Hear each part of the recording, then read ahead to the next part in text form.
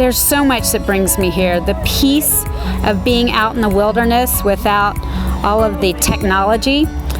Being on the horse just helps you feel grounded. Okay, flew to Reno naturally from Australia. Probably get the accent.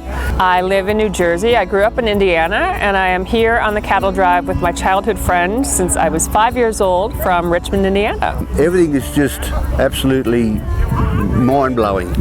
And the excitement of running after the cattle. All the people are just so energetic here. Fantastic food, who knew? Really, really wonderful food. This year my son's on the cattle drive, and so I'm just looking forward to enjoying him having a new experience and having something to share with him. Oh, landscape. This is amazing. It's the vastness of colours compared to Australia is immense. I've never seen so many intricate colours. Super excited. I didn't have a lot of experience with horseback riding, but so far so fabulous. Home in Australia, it's boring.